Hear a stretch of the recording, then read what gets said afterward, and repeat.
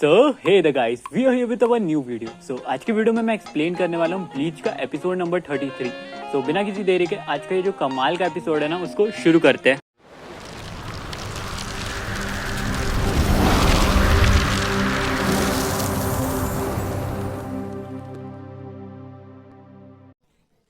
तो भाई लोग, एपिसोड के स्टार्टिंग में हमें ह्यूमन वर्ल्ड का सीन दिखाया जाता है, जहाँ पर जो अपनी यूजो और कैरिन है ना, वो एक पार्क के अंदर घूम रहे होते हैं। वहाँ पर जब वो स्काई की तरफ देखते हैं ना, उन्हें दो हॉलो उनकी तरफ बढ़ते हुए दिखते हैं। तो जो अपनी कैरिन रहती है ना, वो फुटबॉल को एक किक मारती है और वो जो हॉलो है ना, उनको दूर उड़ा देती है। फिर जो यूजू है ना, उसके चेहरे के ऊपर एक किटी आके गिर जाती है। पहले तो यूजू काफी ज्यादा शॉक हो जाती है कि उसके चेहरे पे कौन सा अजीब सा क्रिएचर गिर गया, लेकिन वो जैसे ही देखती है ना कि उसके चेहरे के ऊपर एक किटी गिरी है, तो वो काफी ज्यादा खुश होती है वो किटी को देख के, क्योंकि वो बहुत ज्यादा क्यूट लग रही थी उसको। यूजू अपने मन में सोच लेती है कि मुझे तो ये किटी को अडॉप्ट करना है। फिर ये दोनों जो सिस्टर्स है ना, वो किटी को लेके अपने घर की तरफ जाने लगते हैं। घर के सामने पहुंचते ही इनको एक कार दिखती है, जो कि अपने डॉन कनोजी की होती है। वो कार के अंदर से डॉन कनोजी निकलता है और फिर अपनी तारीफें करने लग जाता है। कैरिन ये सब चीजें देख के काफी ज्यादा बोर हो गई थी, तो वो डॉन को बोलती है कि तुम यहाँ पर क्यों आए हो। डॉन कनोजी उसको रिप्लाई में बोलता है कि मैं मेरे दोस्त इचिगो से मिलने आया हूँ यहाँ पर। फिर ना इन लोगों के ऊपर एक हॉलो का जो क्रू है ना, वो अटैक कर देता है, जिसको देख के जो अपना डॉन कनोजी है ना, उसकी बहुत गंदी फड़े आती है, तो वो वहीं से भाग जाता है। देन फिर सीन शिफ्ट होता है, हमें जिंता और उरुरु को दिखाया जाता है। इस बार भी जो अपना जिंता था ना, वो काम चोरी बहुत ज्यादा कर रहा था। तो उरुरु उसको बोलती है कि अगर तुमने काम नहीं करा ना, तो अंकल टेंसाई तुम्हें बहुत ज्यादा डांटेंगे। ये बात सुनकर जो अपना जिंता रहता है ना, वो उरुरु को बुली करने लग जाता है। तभी उन लोगों की तरफ भी 2-3 हॉलो बढ़ रहे होते हैं। ये चीज उरुरु देख लेती है और वो सडनली अपनी छत के ऊपर जाती है और एक हॉलो को किक करके मार देती है। जिंता काफी ज्यादा सीरियस हो जाता है और वो बोलता है कि मैं बहुत टाइम से देख रहा हूँ ह्यूमन वर्ल्ड के अंदर जो हॉलोज है ना, उनकी पॉपुलेशन काफी ज्यादा बढ़ गई है। उरुरु उसको रिप्लाई में बोलती है कि पहले तो इन सब हॉलो का खात्मा इचिगो अकेला कर देता था, लेकिन अब तो वो सोल वर्ल्ड के अंदर है, जिस कारण जो अपना अर्थ है ना, उसके ऊपर हॉलोज का जो नंबर है वो काफी ज्यादा बढ़ चुका है। फिर हमें डॉन कनोजी को दिखाया जाता है, जिसको 2-3 हॉलोज ने पकड़ लिया था और उसको स्काई की तरफ लेके जा रहे थे, लेकिन तभी वहाँ पर अपना जिंता आ जाता है और वो हॉलोज की बैंड बजा देता है। वो जो अपनी कैरिन और यूजू है ना, वो बहुत ज्यादा सरप्राइजली जिंता को देखते हैं, क्योंकि जो अपना जिंता था ना, वो काफी ज्यादा छोटा बच्चा था और उनको लग रहा था कि इतना ज्यादा छोटा बच्चा क्या ही पावरफुल होगा, लेकिन जब उसकी वो पावर लेवल देखते हैं ना, तो वो लोग सरप्राइज हो जाते हैं कि इतना ज्यादा पावरफुल है। फिर जो कैरिन है ना, वो अपना इंट्रोडक्शन देती है जिंता और उरुरु के सामने। फिर जिंता और उरुरु भी अपना इंट्रोडक्शन देते हैं उन दोनों के सामने। तभी जो अपनी उरुरु है ना, वो यूजू के हाथ में वो एक कैट को देखती है, जिसको देख के वो बोलती है ये कैट तो बहुत टाइम पहले ही मर चुकी है। मुझे लगता है ये कैट ही वही कारण होंगी जिस कारण जो हॉलोज है ना, वो हमारी तरफ अट्रैक्ट हो रहे हैं। हमें जल्दी से जल्दी इस कैट को सोल्ड वर्ल्ड के अंदर भेजना होगा। यूजू को ये सब सुन के काफी ज्यादा बुरा लगता है, क्योंकि वो अपनी कैट को वापस सोल्ड वर्ल्ड में भेजना चाहती थी। उसको ये कैट काफी ज्यादा पसंद आ गई थी और इस कैट को अपने साथ रखना चाहती थी। तो इन लोगों की बहस चली रही होती है। तभी जो अपना डॉन कनोजी है ना, वो अपने मन में सोचता है कि क्यों ना मैं इन पावरफुल बच्चों को एक साथ करूं और इनकी एक टीम बना लूं, और इन सब बच्चों को हैंडल करने के लिए मैं बनूंगा इनका लीडर। डॉन कनोजी जैसे अपना ये जो प्लान है ना, इन बच्चों के सामने पिच करता है, तभी जो अपना जिंता और कारिन है ना, वो उसके चेहरे पे एक तगड़ा सा पंच मारते हैं, जिससे डॉन कनोजी की एस्टेसी हो जाती है। लेकिन जो अपना डॉन कनोजी है ना, उसने अभी तक हार नहीं मानी थी। वो उन लोगों को लालच देने लग जाता है कि अगर तुम मेरे साथ काम करोगे ना, तो मैं तुम्हें बहुत ज्यादा पॉपुलैरिटी दिलवाऊंगा। ये चीज सुनकर जो अपनी जिंता और कैरिन है ना, उनके मन के अंदर भी लालच आ जाती है और वो उसका प्लान एक्सेप्ट कर लेते हैं। वहीं दूसरी ओर जो अपनी उरुरु है ना, वो शॉप के टेम्पलेट के ऊपर देखती है, जिसके ऊपर क्लोज लिखा होता है। तो जो अपनी उरुरु और यूजू है ना, ये सब देख के काफी ज्यादा डिसअपॉइंट हो जाते हैं, क्योंकि उनको उम्मीद थी कि उरुरु यहाँ पर होगा,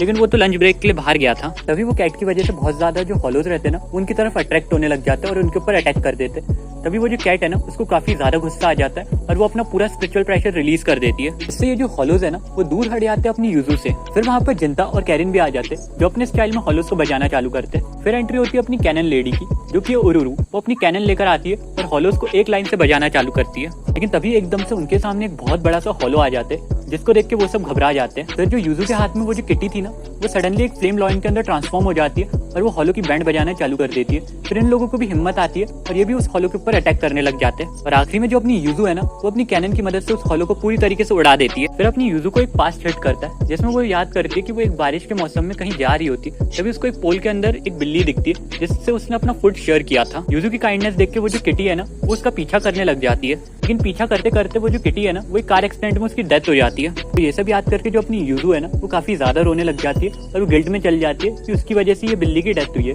तो जो बिल्ली है ना, वो उसको बोलती है कि इसमें आपकी गलती नहीं है, आपकी काइंडनेस देख के ही मैं आपके पीछे आई थी। तो वो जो किटी है ना, वो अपने तरीके में पास ऑन होने लग जाती है। तो जो अपना डॉन कनोजी है ना, वो बोलता है कि कैसा रहा हीरो आज का मिशन। मैं सोच रहा हूँ कि तुम सबके साथ एक मिशन टीम बनाओ, जिसमें मैं तुम सबको हीरोज बनाऊंगा मेरे। हम सब मिलके ये जो हॉलोज है ना, इनका खात्मा करेंगे इचिगो की अब्सेंस में। ये जो चारों बच्चे ना, ये भी एग्री कर जाते हैं अपने डॉन कनोजी के प्लान से। So with this guys, we have completed अब episode number 33 of bleach.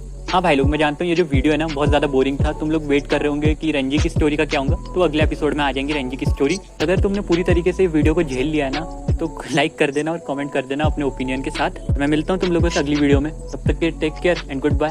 Bye bye भाई लोग। भाई लोग, एपिसोड के स्टार्टिंग में हमें रंजी और इचिगो को दिखाया जाता है जिनने अपनी फाइट कंप्लीट कर ली थी। और फाइट कंप्लीट होने के बाद वो दोनों काफी ज्यादा वीक हो जाते हैं, तो वो जमीन के ऊपर गिर जाते हैं। फिर जो अपना कांजू रहता है ना, अपने इचिगो को पकड़ता है और वो टनल के अंदर घुस जाता है। और जो अपना हनात्रो रहता है ना, वो इचिगो की इंजरीज को हील करने का ट्राई करता है। वहीं दूसरी तरफ जो अपना रंजी था ना, उसको भी रेस्क्यू कर लिया गया था। फिर वहाँ पर कैप्टन कुचिकी आ जाता है, जो कि कीरा को ऑर्डर देता है कि रंजी को बिना किसी ट्रीटमेंट के सेल के अंदर डाल दो। ये सुन के जो अपनी मोमो रहती है ना, उसको काफी ज्यादा गुस्सा आ जाता है और वो कैप्टन कुचिकी के साथ आर्ग्यूमेंट करने लग जाती है। फिर जो अपना लेफ्टिनेंट कीरा है ना, वो जैसे तैसे इन लोगों का आर्ग्यूमेंट शांत करवाता है और मोमो को समझाता है कि तुम कैप्टन कुचिकी को नहीं हरा पाऊंगी। फिर कैप्टन कुचिकी के जाने के बाद वहाँ पर एंट्री हो जाती है कैप्टन तुशिरो की। फिर जो अपनी मोमो है ना, वो तुशिरो के पास कंप्लेन करने लग जाती है कैप्टन कुचिकी की। देखो भाई लोग, ये जो लेफ्टिनेंट मोमो है ना, ये अपने कैप्टन तुशिरो की बड़ी बहन जैसी है, जिसकी बात ना तुशिरो काफी बढ़िया तरीके से मानता है, उसकी काफी ज्यादा रिस्पेक्ट भी करता है। फिर जो अपना कैप्टन तुशिरो है, वो मोमो को बोलता है कि मैं तुम्हें एक चीज के लिए वार्न कर रहा हूँ, भूल कर भी तुम कैप्टन गीन के आसपास मत जाना। मुझे लगता है कैप्टन गीन कुछ ज्यादा ईवल प्लान कर रहा है। देन फिर सीन शिफ्ट होता है, हमें कैप्टन की मीटिंग का सीन दिखाया जाता है। यहाँ पर जो अपना हेड रहता है ना, वो बोलता है कि जो कैप्टन गीन की पनिशमेंट है ना, अभी के लिए हम उसे रोक देते हैं, और सिटी के अंदर जिन लोगों ने घुसपैठ करा है ना, हमें उनको पकड़ना होगा कुछ भी करके। मैं कैप्टन तुम लोगों को अलाउ करता हूँ कि तुम अपनी फुल पावर्स का यूज कर सकते हो उनको रोकने के लिए। देन फिर सीन एक और बार शिफ्ट होता है और इस बार हमें इचिगो को दिखाया जाता है, जो कि उठ चुका था, लेकिन अभी भी उसकी इंजरीज हील नहीं हुई थी। लेकिन वो सोच रहा होता है कि उसे जल्दी से जल्दी जाकर रुकिया को बचाना होगा। तभी जो कांजो रहता है ना, उसको एक पंच मारता है और उसको जमीन पे गिरा देता है और उसके ऊपर चिल्लाते हुए बोलता है, इचिगो तुम अभी पूरी तरीके से ठीक नहीं हुए, तुम्हें पहले पूरी तरीके से हील होना होगा, देन फिर तुम रुकिया को बचाने के बारे में सोचना, वरना तुम अपने सपनों में भी रुकिया को नहीं बचा सकते हो। ये सब बात सुन के जो अपना इचिगो रहता है ना, वो भी काफी ज्यादा सीरियस हो जाता है। फिर जो अपना हनात्रो है ना, वो अपने मन में सोचता है कि इचिगो को इतनी ज्यादा भारी डैमेज पहुंचा, लेकिन तब भी इचिगो कैसे जिंदा है। फिर वो उसके साइड में पड़ा हुआ एक हॉलो मास्क देखता है, जिसको देख के उसको लगता है कि ये मास्क ही होगा जिसने इचिगो को बचाया था यहाँ पर। फिर हमें सेल का सीन दिखाया जाता है, जहाँ पर जो अपना रंजी है ना, उसका पूरी तरीके से ट्रीटमेंट हो चुका था। वहाँ पर मोमो आती है और रंजी का हालचाल पूछने का ट्राई करती है। मोमो रंजी की इंजरीज देख के समझ जाती है कि रंजी ने ये जो फाइट है ना, वो रुकिया को बचाने के लिए करी है, और वो समझ जाती है कि रंजी जो है ना, वो मन ही मन रुकिया को पसंद करता है। उसके बाद जो अपनी मोमो है ना, वो आइजन के पास चल जाती है, क्योंकि उसके मन में कुछ डाउट्स रहते हैं जो आइजन ही क्लियर कर सकता था। जो अपना आइजन रहता है ना, वो बड़े आराम से और बड़े पेशेंट के साथ मोमो को कंसोल करता है, जिस कारण जो अपनी मोमो रहती है ना, वो जल्दी से जल्दी सो जाती है वहाँ पर। फिर हमें मॉर्निंग का सीन दिखाया जाता है, जहाँ पर जो अपनी लेफ्टिनेंट मोमो है ना, वो मीटिंग के लिए काफी ज्यादा लेट हो गई थी, क्योंकि वो बहुत ज्यादा लेट उठी थी सो के। वो अपने सुबह वाले जितने भी काम है वो सब कंप्लीट करती है और जल्दी से जल्दी मीटिंग में पहुंचने का ट्राई करती है। लेकिन वो जैसी बाहर निकलती है, वो देखती है कि वहाँ पर जो गेट है ना, उसके ऊपर किसी ने आइजन की बॉडी है वो लटकाई रखी है और आइजन मर चुका है। ये चीज देख के जो अपनी लेफ्टिनेंट मोमो है ना, वो काफी ज्यादा शॉक हो जाती है, क्योंकि इतने पावरफुल कैप्टन को कोई ऐसे नहीं मार सकता। फिर वहाँ पर बहुत सारे कैप्टन्स और लेफ्टिनेंट्स भी आ जाते हैं, जो आइजन की बॉडी देख के काफी ज्यादा शॉक हो जाते हैं, क्योंकि इतने पावरफुल कैप्टन्स को मारना कोई आसान काम नहीं होता है, तो ये किसी न किसी पावरफुल आदमी ने ही करा है। भाई लोग, एपिसोड के स्टार्टिंग में हमें कैप्टन आइजन को दिखाया जाता है, जिसकी बहुत बुरी तरीके से डेथ हो गई थी और उसे दीवार के ऊपर टांग दिया गया था। उसकी डेड बॉडी को देख के जो अपनी मोमो रहती है ना, वो काफी ज्यादा रोने लग जाती है। तभी वहाँ पर कैप्टन गीन की एंट्री होती है, जिसको देखकर जो अपनी मोमो है ना, उसे कैप्टन तुशिरो की बात याद आती है। कैप्टन तुशिरो ने बोला था कि कैप्टन गीन से बच के रहना। उसको लग रहा था कि कैप्टन गीन जो है ना, कुछ इवल चीज प्लान कर रहा है। मोमो को यही सब चीजें याद आती है और उसको पूरा का पूरा शक चले जाता है कैप्टन गीन के ऊपर कि उसी ने आइजन को मारा है। फिर जो अपनी लेफ्टिनेंट मोमो है ना, वो सडनली अटैक कर देती कैप्टन गीन के ऊपर, लेकिन सही टाइम पे बीच में लेफ्टिनेंट कीरा आ जाता है और कैप्टन गीन को उस अटैक से बचा लेता है। लेफ्टिनेंट कीरा बोलता है कि ये जो तुम कर रही हो ना, एक कैप्टन के ऊपर अटैक, एक बहुत बड़ा क्राइम है, तुम्हें अपने गुस्से पर काबू रखना चाहिए। हाँ मैं जानता हूँ तुम्हें कैप्टन आइजन की डेथ का काफी ज्यादा अफसोस है, लेकिन इसका मतलब ये नहीं है कि तुम बाकी कैप्टनों के ऊपर अटैक करो। तो मोमो, अपने गुस्से के ऊपर तुम्हें कंट्रोल रखना चाहिए। लेकिन जो अपनी लेफ्टिनेंट मोमो थी ना, उसको इन सब बातों से कोई फर्क नहीं पड़ रहा था। उसके दिमाग के ऊपर तो गुस्सा एकदम पूरी तरीके से हावी हो चुका था। उसको सिर्फ कैप्टन गीन को जैसे तैसे मारना था। फिर जो लेफ्टिनेंट मोमो है ना, अपनी ज़ेम्पाटो का फर्स्ट फॉर्म एक्टिवेट करती है और कंटिन्यूस अटैक करने लग जाती है कैप्टन गीन के ऊपर। ये सब देख के जो अपना लेफ्टिनेंट कीरा है ना, वो काफी ज्यादा गुस्से में आ जाता है और वो भी अटैक कर देता है लेफ्टिनेंट मोमो के ऊपर। लेकिन तभी उनके बीच में कैप्टन तुशिरो आ जाता है और उन दोनों की फाइट रुकवा देता है और बाकी लेफ्टिनेंट्स को बोलता है कि इन दोनों को पकड़ो और जेल के अंदर डाल दो।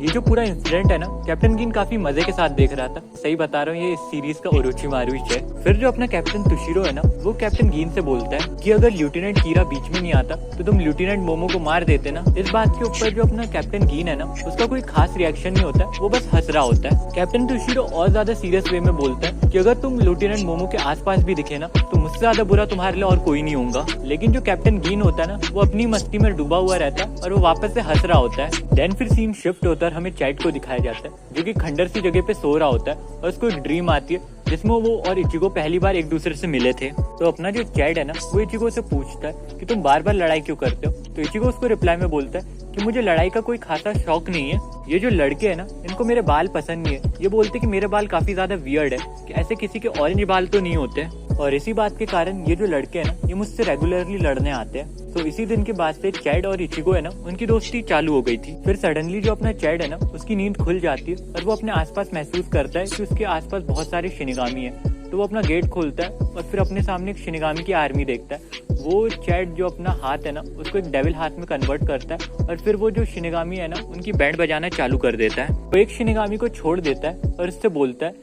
कि रुकिया कुचिकी को कहाँ रखा गया, वो मुझे बता दो। वो जो शिनिगामी है ना, वो डरते डरते चैट को सारी लोकेशन बता देता है कि रुकिया कुचिको को कहाँ रखा गया है। चैट को जैसी लोकेशन पता चल जाती है रुकिया की, वो सीधे भाग के वहां पर जाने लग जाता है। लेकिन उसको क्या पता था कि एक विंडो से उसको कोई और शिनिगामी देख रहा था। एक फीमेल शिनिगामी है। इसका जो रेफरेंस है ना, वो हमें आगे मिलेगा सीरीज में।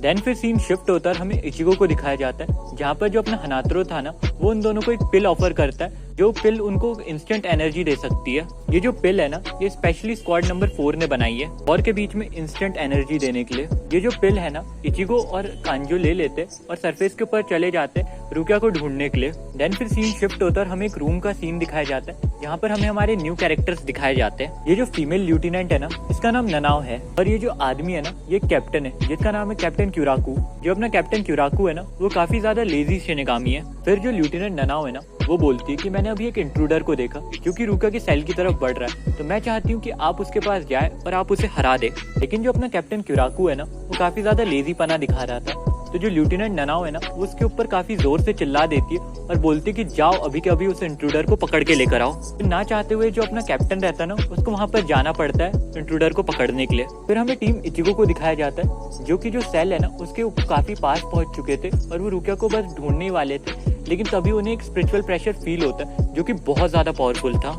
ये जो स्पिरिचुअल प्रेशर है ना, ये काफी ज्यादा पावरफुल था।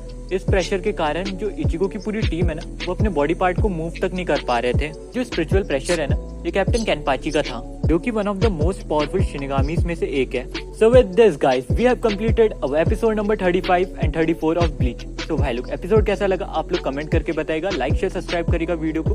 वीडियो में अगर कोई भी कमी होगी तो भी कमेंट करिएगा। मैं मिलता हूँ आप लोगों से अगली वीडियो में। तब तक के लिए अपना ख्याल रखना, अपनी फैमिली का ख्याल रखना और पूरा वीडियो देखने के लिए थैंक यू भाई लोग। Bye bye.